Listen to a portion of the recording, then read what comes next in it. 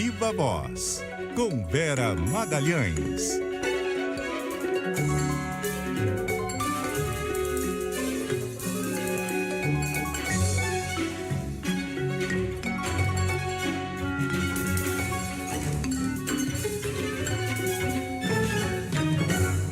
Daqui a pouquinho nós vamos conversar com a Vera Magalhães, falar a respeito das repercussões em relação ao ato a favor do ex-presidente Jair Bolsonaro, que foi realizado ontem na Avenida Paulista. Claro que gerou bastante repercussão, até porque reuniu um público considerável em uma das avenidas mais importantes aqui da cidade de São Paulo. Inclusive, em relação a essa questão de público, quero até chamar a Vera aqui, porque a gente tem mais uma forma de medir público para eventos como esse. E essa forma é o monitor do debate político no meio digital da USP, que é de responsabilidade do Pablo Hortelado, que é comentarista, né, com a Vera Magalhães no Ponto Final. Boa tarde para você, Vera, tudo bem? Oi, Cássia, boa tarde para você, para todo mundo que nos ouve, nos assiste, uma ótima semana para todos. Exato.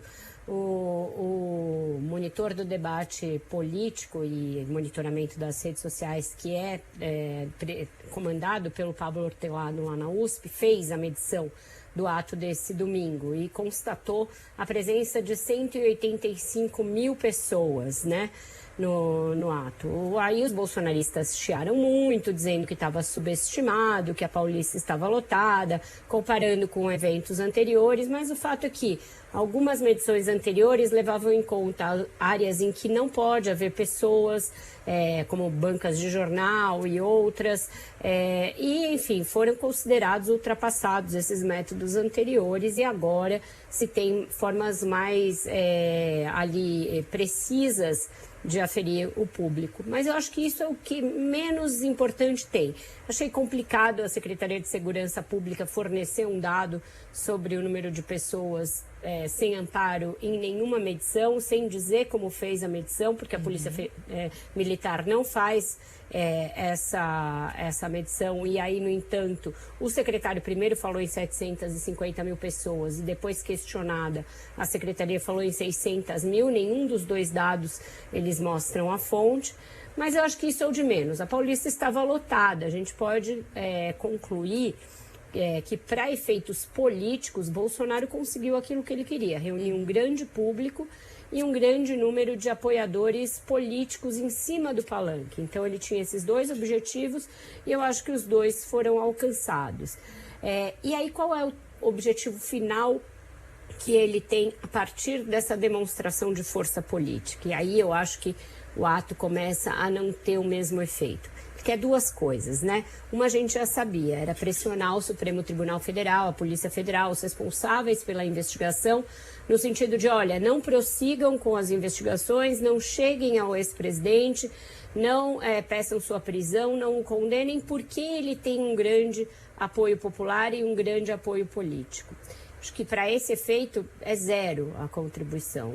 As investigações prosseguirão, elas já têm vários indícios, elas têm muitas provas e elas têm ali mais ou menos um cronograma que dá para a gente imaginar, porque os círculos estão se fechando, está se chegando cada vez mais à cúpula política da tentativa de golpe que a gente viveu em diferentes ocasiões no Brasil entre 2021, pelo menos, e 2023. O segundo objetivo do Bolsonaro político ficou claro no discurso dele, até então estava passando meio fora do radar, que é quando ele pede uma anistia. E ele fala primeiro em quem está preso pelo 8 de janeiro, mas é óbvio que ele está pensando em causa própria e nos demais políticos que estão com ele. E aí ele nomina quem seria o responsável por dar essa anistia. É uma anistia por parte do Parlamento brasileiro. Então ele quer pressionar o legislativo por essa anistia. Eu acho que essa é uma análise que está aí meio perdida, que as pessoas não estão fazendo, e eu acho que é da maior importância no ato de ontem, essa frase dele: uma anistia por parte do Parlamento brasileiro. Então vem aí uma pressão dos bolsonaristas e a apresentação de projetos de lei para a anistia de quem está preso, e que depois certamente vão tentar estender a quem mais venha a ser condenado e preso em razão dos diferentes momentos do golpismo, porque são vários os que estão em análise. E para isso, ele não conta com apoio suficiente, não é suficiente aquele número de pessoas que apareceu lá. Ele não tem maioria no Senado e não tem maioria na Câmara para isso. Ele contou com a presença de governadores e prefeitos lá como uma forma de pressionar as bancadas via executivos estaduais e municipais. Isso funciona até uma certa medida, mas a gente não imagina que o Congresso hoje, sob comando de Rodrigo Pacheco e de Arthur Lira, vai levar adiante essa pauta de anistia, que é uma pauta que confronta com o Executivo e que confronta com o STF. Então, eu imagino que para esse fim também tenha sido inócuo o ato de ontem, mas vai gerar algum tipo de consequência. A gente vai ver a apresentação desses projetos de anistia de agora em diante, eu não tenho a menor sombra de dúvida quanto a isso. Então é isso, Bolsonaro ainda é um líder forte para as eleições, essas de agora e as de 2026. Quem quiser ser bem-sucedido vai ajoelhar lá no seu altar pedindo a bênção, como fizeram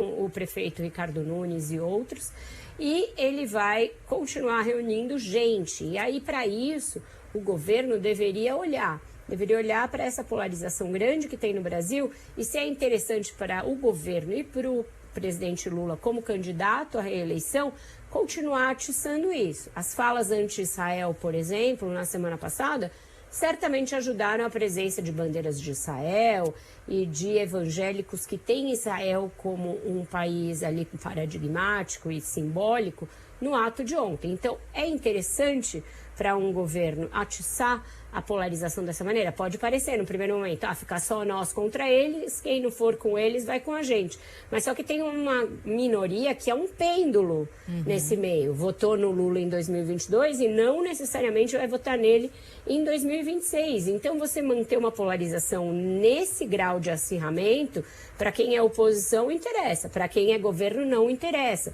A gente tem visto em vários países uma alternância. Uma hora ganha um, uma hora ganha outro. Justamente por esse miolo pendular que fala, não, me arrependi, nunca mais voto nesse aqui. Me arrependi, nunca mais voto nesse daqui. E essas maiorias são intercambiáveis. Então, o governo tem que pensar direito antes de ficar com pautas que inflamam a sociedade e que acabam por acentuar a polarização em vez de fazê-la refrear. Agora, Vera, um temor que havia, né, uma possibilidade que existia de que o ex-presidente falasse algo que pudesse incriminá-lo ainda mais em relação a ofensas diretas ao STF, ele acabou terceirizando um pouco isso, deixou ali na boca do Silas Malafaia, então aparentemente desse ponto de vista não. Mas quando ele pede ali uma anistia, isso de alguma maneira não é reconhecer que foi feito algo errado? Ele está falando dos pobres coitados, sim, segundo ele, que foram lá e participaram do 8 de janeiro, né? Crianças sem pai e tal, passaram uma boa ano passado. Com pais em vida. Mas eu acho que tem um outro momento em que ele comete um ato falho, que é quando ele fala da minuta do golpe, porque aí ele admite que ela existiu. Minuta de um decreto de defesa e tal, dentro da Constituição, então ele admite que ela existiu e que ele a viu. Então, nesse momento, eu acho que ele corrobora um indício muito forte que já existe contra ele, que é o de ter visto uma minuta desse tipo e dado segmento, pedido para retirar coisas, acrescentar outras, mudar aqui, mudar ali, guardar consigo, porque uma das cópias de um dos vários decretos desse tipo foi encontrada no escritório dele no PL. Então, nesse sentido, eu acho que sim, que ele produziu uma prova contra ele ao falar dessa minuta e admitir a sua existência e não negar a sua existência. Quanto aos recuos dele, isso é uma característica clássica, né, do Bolsonaro.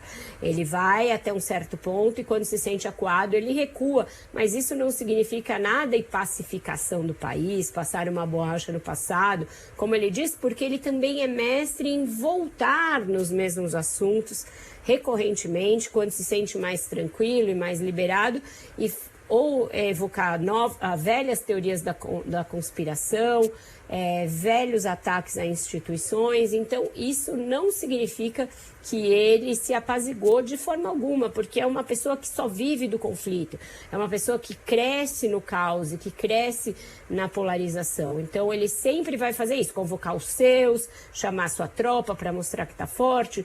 Ele foi lá mais moderado, mas os filhos estão mandando lenha nas redes sociais e falando, e cantando de galo, sendo retuitados pelo Javier Milei, inclusive, numa demonstração de que isso pode ter consequências para o Brasil também no plano das relações diplomáticas com outros países. Então, é o clássico do Bolsonaro, mas eu acho que nessa coisa da minuta do golpe, ele produziu uma evidência contra ele, Cássio. Vera Magalhães, muito obrigada. Mais tarde tem mais Vera Magalhães aqui no Ponto Final a partir das 6 da tarde. E amanhã, Vera novamente conosco. Eu estarei aqui em São Paulo e Carlos Alberto estará conosco lá do Rio de Janeiro, viu, Vera? Ô, delícia, tá ótimo. Até amanhã, então. Até mais.